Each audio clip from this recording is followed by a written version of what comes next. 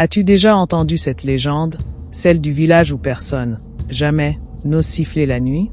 On raconte qu'au cœur de l'Afrique, un simple sifflement peut réveiller des esprits qu'il vaut mieux ne jamais croiser. Prépare-toi, car cette histoire n'est pas une simple rumeur, elle hante encore les forêts aujourd'hui. Il y a plusieurs générations, au cœur des forêts profondes du Cameroun, se trouvait un petit village isolé, entouré d'arbres immenses dont les racines semblaient s'entrelacer avec des forces invisibles. Ce village s'appelait Nkolemefou, un lieu où la nuit tombait plus vite qu'ailleurs et où l'obscurité semblait vivante. Les habitants respectaient des règles très strictes transmises par les anciens. La plus importante d'entre elles était simple, mais capitale. Index revers pointant vers la droite blanc, ne siffle jamais après minuit. Car, disait-on, chaque sifflement résonnait comme un appel aux esprits errants, des créatures qui n'attendaient qu'un signe pour se manifester. La légende raconte qu'un esprit ancien, nommé Ekong, hante ces bois depuis des siècles. Autrefois, Ekong était un chasseur redoutable, un homme craint et respecté. Mais son orgueil le poussa à défier les dieux de la forêt. Une nuit, en signe de provocation, il siffla dans l'obscurité, riant des avertissements des anciens. On raconte qu'il disparut aussitôt, englouti par les ténèbres, son cri étouffé par le vent. Depuis ce jour, Ekong ne cessa de hanter le village, répondant à tout sifflement nocturne par un murmure glaçant, puis par une disparition inexpliquée. Un soir, un étranger arriva au village. C'était un marchand, fatigué par des jours de marche.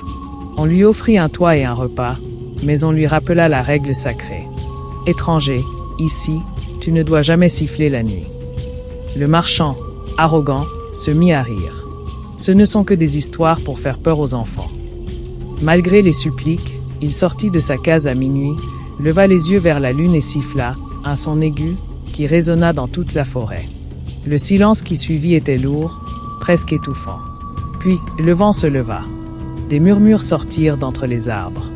Le marchand, pâle, entendit soudain son propre nom soufflé par une voix grave. « Toyer !» Il voulut courir, mais ses pas étaient lourds, comme retenus par la terre elle-même. Le lendemain matin, les villageois retrouvèrent ses affaires éparpillées près de la forêt, mais de lui, il ne resta jamais rien. Depuis cette nuit, les habitants disent encore entendre des sifflements lointains. Parfois, ce sont des enfants qui affirment voir une silhouette sombre, aux yeux rouges, les observer derrière les arbres. Parfois, ce sont des chasseurs qui sentent un souffle glacé dans leur nuque, alors qu'ils juraient être seuls. Les anciens racontent que Ekong se nourrit de la peur. Plus tu as peur, plus il devient réel. Plus tu l'écoutes, plus il s'approche. Un vieil homme du village jura avoir vu Ekong de ses propres yeux, une ombre immense, au visage déformé, portant encore les habits d'un chasseur ancien, mais dont les pas ne laissaient aucune trace sur le sol. Une légende raconte qu'un groupe de jeunes, pour défier les traditions, décida une nuit de s'asseoir autour d'un feu et de siffler ensemble. Ils étaient 5. Le premier disparut après une rafale de vent. Le deuxième hurla en voyant 2 mains sombres sortir du sol.